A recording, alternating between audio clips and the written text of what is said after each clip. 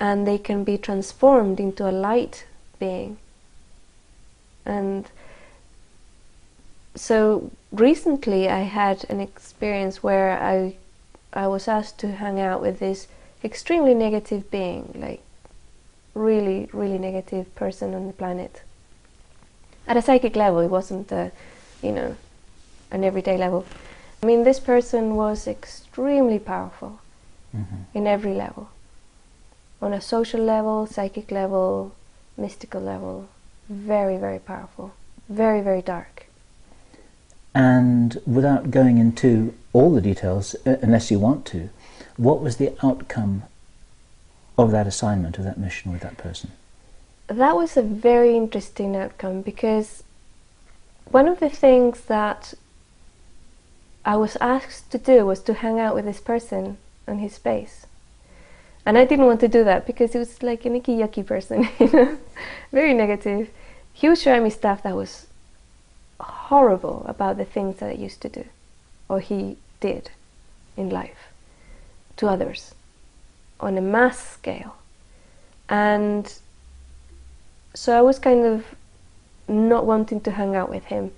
And then it came through, I talked to a friend of mine who's a very, very in-tuned psychic and also very highly aware. And I was telling her this tale, and I said, well, it feels almost like this guy has all this power. It's like he's the most powerful person on the planet, but he can't tell anybody about it, and he wants me to write the book about what he can do and what he has done in life. And she said, I feel really strongly that you have to do that. I think that you have to sit with him and let him write this book. And this is sitting with him and writing the book would be at a very psychic level, right? We would be hanging out at a psychic level, and he would be dictating this book to me. So I did that. I hung out with him, and for a few weeks I was taking down notes, and it was the most horrendous things that this person was doing.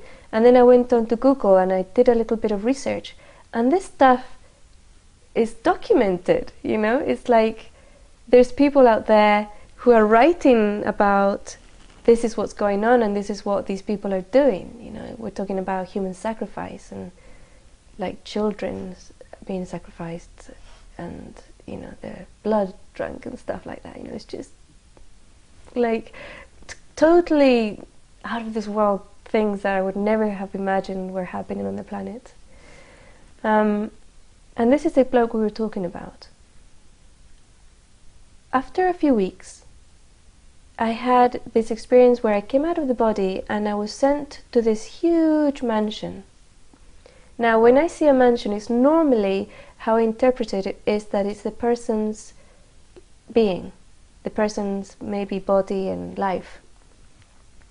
And this was a huge mansion, and there was this other person outside it. It was like a man, and he was. I saw when I looked at him, I thought, oh, there's like a psychic there, and he had all these books and crosses and stuff, and he was waiting to get into the house to get rid of this being, right? And then I thought, oh my goodness, if he goes into that house, his French fries, it's like he's gonna be completely destroyed. He has to stay here. So I kind of conveyed that image to him: stay here, don't go in the house. And he did. He stayed there, and I went inside myself, and it was all darkness. It was very evil energy. And when I walk into that situation, you see, there's no judgment. The moment you inject judgment into darkness, you're gone. You're destroyed. You can't be there.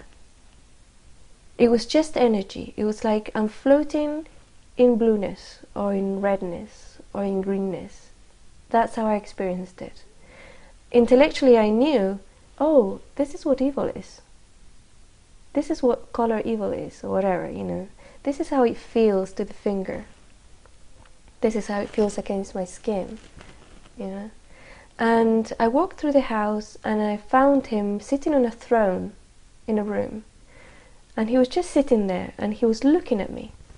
And it was all like the complete energy was of pure, unadulterated evil.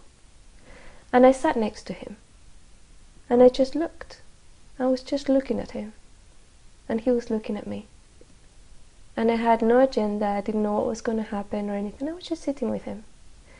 And all of a sudden, he sent a feeling, an image of a request of clemency. It took me by surprise. And as soon as he did that, I felt this huge rush of energy, chi, that was pure, unconditional love towards him. And it just infused him with that light. And it was just, whoa, you know, it's like it was out of this world. And I was gone out of there. I was back in my body, and I went, whoa, what was that about? You know, what happened to him? And of course then the human part comes in and says, you know, how come that happened? You know, I would have killed him or whatever. Look at all the nasty things he did. And you know, I kind of went through that little time of human emotion or whatever. Reacting as a human. Yeah, reacting as a human for a split second. It was like a split second of, how can this be? You know, this person has done all this through thousands of years, and he's giving clemency and beautified, you know. But that's why the part of the part of judgment or human side or body cannot come into the equation when I do this work, because that would have destroyed this human, and he would have not done the work, which is to raise the level of vibration on the planet. And by taking that whole negative thing and turning it into light, it raises it a lot. Yeah. So job completed. And humans have been judging each other for thousands of years, if not much longer, and it hasn't changed anything. It hasn't changed a thing. And the most interesting thing, and this comes back to objective proof, it was subjective proof, but it was from somebody else. A friend of mine who's also a psychic, she called me with one of those dreams that she absolutely had to tell me. Actually, she emailed me, she didn't call me. She emailed me, and she said, I've got to tell you this dream. I don't know what it's about, I don't know what it means, but I know I have to share it with you. She said that she had gone into a huge mansion, a big mansion, with myself and this other person who was a well-known psychic, a man. And we were walking around the mansion, and she said she's a feng shui expert. How do you pronounce that? Feng shui? Feng shui. Feng shui. I believe. Okay, so she's a feng shui expert. So she knows about energies in a house. When she goes into a house, she will read the energies with her psychic awareness and then make the changes to change that. She was walking around this house, and she said it was squeaky clean. It was completely empty and clean, like there was no energies in it. And she could see where the paintings had been taken down from the walls, and everything had been taken away. And one of the things that had happened was that when this thing had completed with this mansion and the person had been infused with light, it felt as though he had been given clemency and he had taken all his assets with him. And now she was relaying this dream about what was, you know, the conclusion of the other thing. So I kind of got my answer, you know. Yes. What happened? Yeah, there he was. And so, just to summarize on that, this mansion that you visited, this was a real place. This wasn't a kind of symbolic astral situation. Right. This was a real mansion in the physical universe, and he was really there in a body, sitting on his throne. And then astrally, or in some non-physical form, you then sat next to him, but he knew that you were there. Yes. As a human being in real time, he knew that you were there. Oh yes. Okay. He was extremely aware. He knew, yes.